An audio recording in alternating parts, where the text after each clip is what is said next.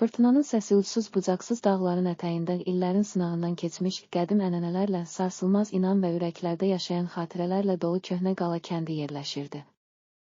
Bu kəndin dar daş yolları, hər biri özündə minlərlə hekayəni, sevinci və kədəri gizlədən əsrlərin təbəssümü kimi idi. Hər səhər dağ zirvələrindən süzülən günəş şüaları sanki bütün kədərin və sevinclərin müqabilində yeni bir ümid bəxş edirdi.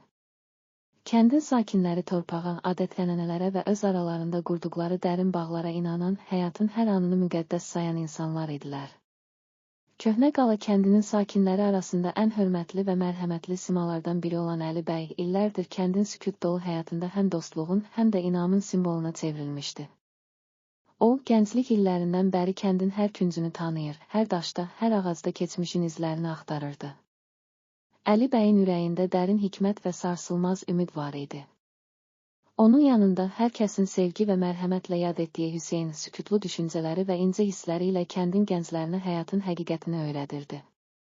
Günlərin birində səmanın qürurla qaranlıq rəngə büründüyü, ulduzların yerini ağır buludların tutduğu o gecə kəndin sükutunu pozan dəhşətli bir fırtına başlandı. Fırtına ancaq təbiətin sərt qanunlarını deyil, həm də insan qəlbinin dərinliklərində yatan acı və sevinci birdən-birə oyandıran bir hadisə idi. Küləklər sanki əsrlərin qəzəblərini gətirən, dağların zirvələrindən gələn sərt nəfəs kimi əsirdi, yağışlar isə sanki göydən yer üzünə endirilmiş kədərin gözyaşları idi. Köhnə qala kəndinin sakinləri o gecə pəncərələrindən baxıb, fırtınanın sərt səsi və yorucu yağışın damcılarını dinləyirdilər. Kənd meydanında Əli bəy və Hüseyn illərin acısını, sevincini və təbiətin sərt reallığını danışan insanlarla bir araya gəlmişdilər. Hər kəs fırtınanın yaratdığı bu kədərli və eyni zamanda təmizləyici atmosferdə keçmişin izlərini, yaşanmışlıqları yad edir, gələcəyin ümidlərini düşünürdü.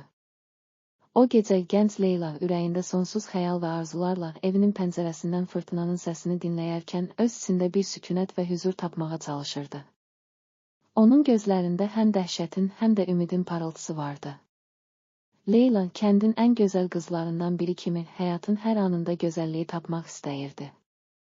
Fırtınanın sərt küləkləri və qığılcımlı yağış damcıları sanki onun qəlbində yatan kədərin və sevincin qarşılaşması kimi idi.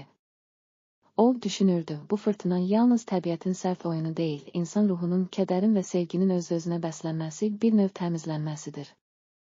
Eyni zamanda kəndin digər ucunda yaşayan təhər, torpağın və dəniz kənarının sərt sirlərini, fırtınanın qəzəbini özündə hiss edərək, uzun illərin zəhmətindən yorulmuş, amma yenə də ümidlə dolu ürəklə həyatı qucaqlayan bir insan idi. Təhər, hər dəfə fırtına əsərkən keçmişin acısını və gələcəyin ümidini özündə birləşdirən bir duyğunun şahidi olurdu. O, öz atalarından qalan nağılları yad edərək, fırtınanın yalnız bir təbiət hadisəsi olmadığını, eyni zamanda insanın qəlbindəki dərin duyğuların əks-sədası olduğunu düşünürdü.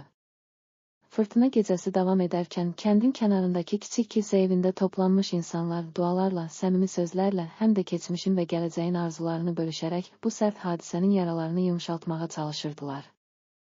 Əli bəy dərindən nəfəs alaraq, sanki həyatın mənasını, kədərin və sevincin ahəngini izah edəcək kimi bütün orada olanlara müraciət etdi. Ey övladlarım, bu fırtına yalnız təbiətin sərtliyi deyil.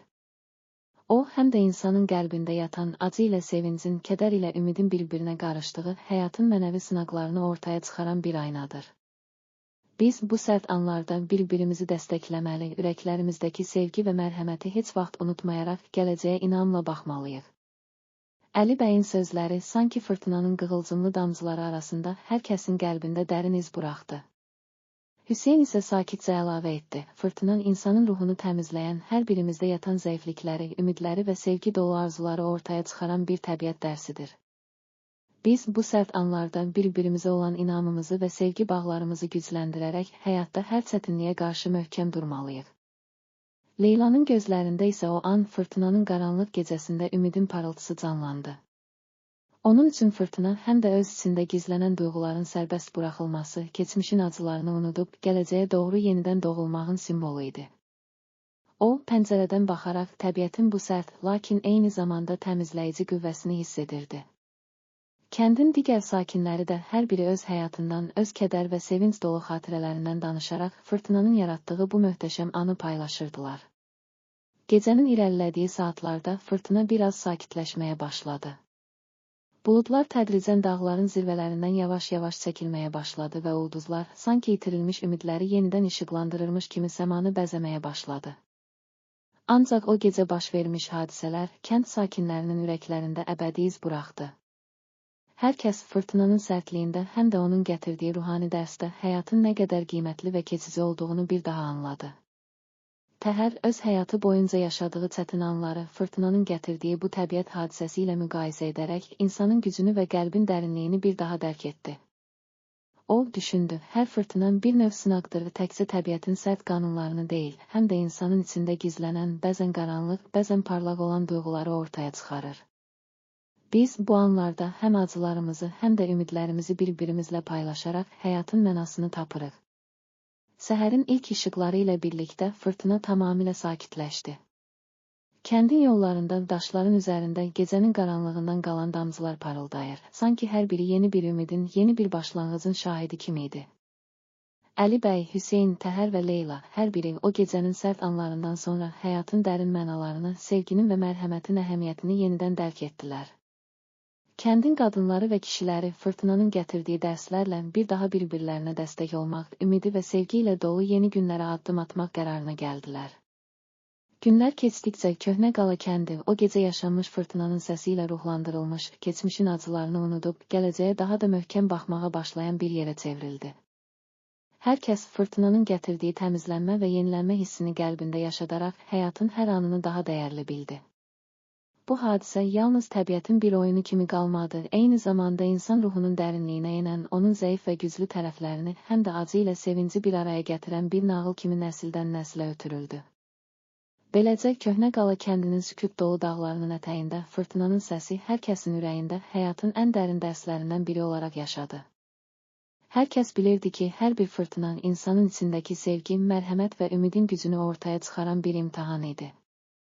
Kənd sakinləri o gecənin xatirəsi ilə gələcəkdə də hər çətinliyə, hər acıya və hər qaranlığa qarşı sevgi və inamla dayanacaqlarını ürəklərinə yazdılar.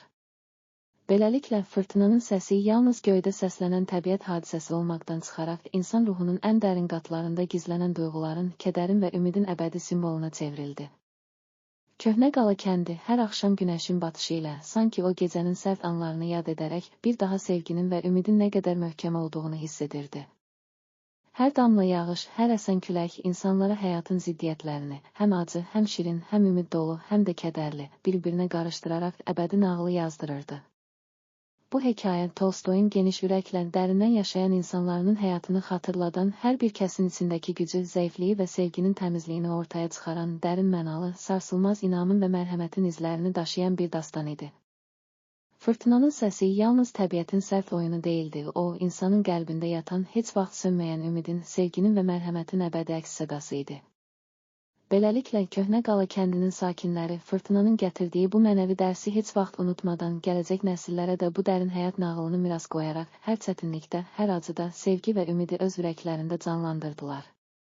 Həyat bəzən sərt fırtınalarla sınağa çəkilsə də insanın içindəki məhəbbət və ümid hər zaman kimi qaranlığa qarşı bir işıq, sükut içində gələcəyin zəmanətini verən ilahi bir səs kimi qalırdı.